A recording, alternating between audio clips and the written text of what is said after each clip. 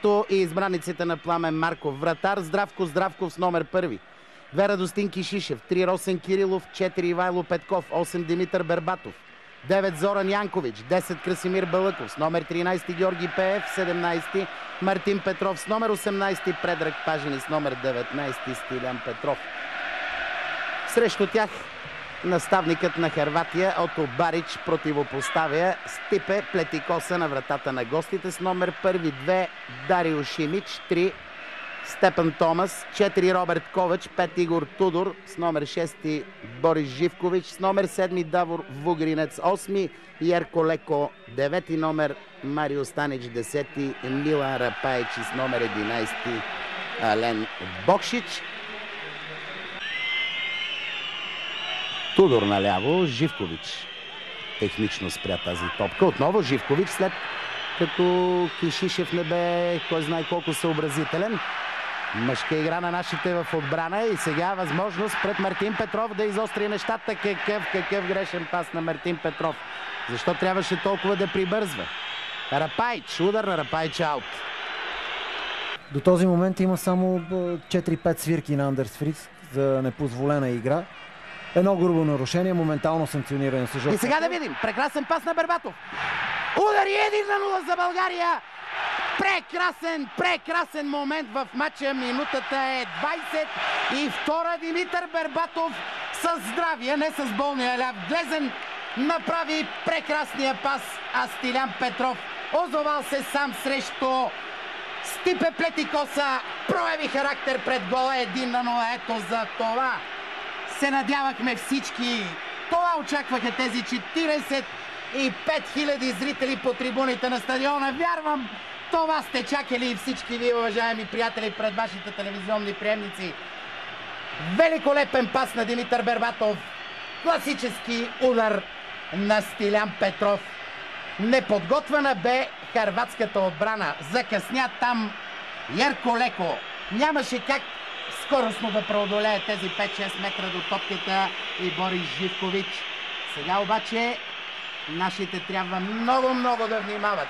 Ето тук Игор Тудор подцени ситуацията, която бе използвана прекрасно от Димитър Бербатов. Това е класика в футбола. Извеждаш пас зад гърба на отбраната на съперника в коридор.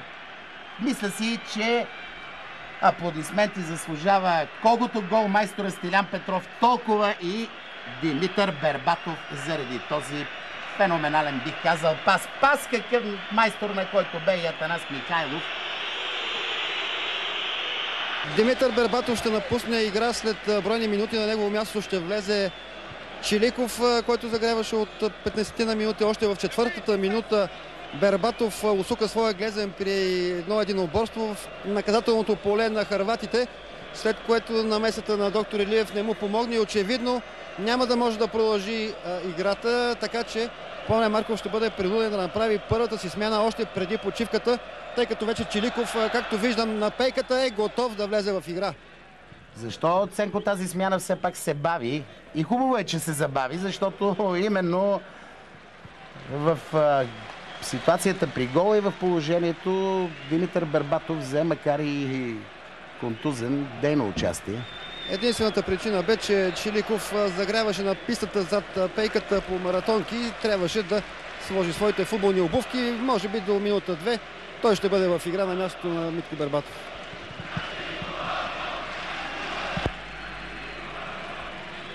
Тудор изнася топката. Не му е лесно, тъй като няма кой знае какви перспективи. Реши да подаде надясно. Стигна тя до Вугринец. Там много чисто, обаче Предраг Пажин се намества, а Бербатов изчаква. Той няма как скоростно да се включи в нашата контратака, но пък сега да видим дали ще може да реши матча Димитър Бербатов и го прави. Прави го по възможно най-добрия начин в 37-та минута на матча. Можем да кажем, че Пламен Марков все пак е търпелив човек, прозорлив човек на резервната скамейка. Макар че смяната изглеждаше повече от неизбежна в първите 20 на минути, Пламен Марков прояви търпение и Димитър Бербатов в И седмата минута взривява трибуните на стадион Васил Левски. 2-0 за България. Всичко се развива перфектно до тук за българските национали. А това, което трябва да отбележим, е наистина 100% ефективност както в извеждащите пасове, така и в стрелбата срещу Стипе Плетикоса. Сега вдигнат флаг за засада на Ален Бокшич от страна на Лейв Линдберг. Доста позакъсня с намесата си страничния съдия, но изглежда под еуфорията от попадението на Бербатов. Малцина са тези, които чуха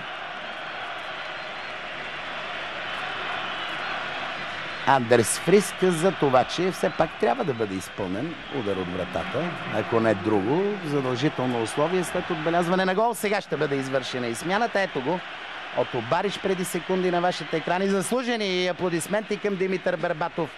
За 38 минути като титуляр той свърши такава работа, каквато други футболисти за цял квалификационен цикъл не могат да свършат. И се оказала по-сериозна, отколкото се очакваше. Затова Мартин Петров ще напусне също с контузия този матч. Георги Петров виждам, че се подготви тук на пейката. Вероятно той ще го замести, което означава и промяна в тактическия план на Пламен Марков в оставащите по-малко от 30 минути. Благодарим на Ценко Симов за това навременно включване от пистата. Втора принудителна смяна ще бъде извършена в български отбор. До нея обаче все още има време да проследим тази атака на хърватите. Сега Мартин намира в предна позиция Георги Челиков. Мощен е централния нападател, умишлено фаулиран от Степан Томас. Въздържа се Андерс Фриск.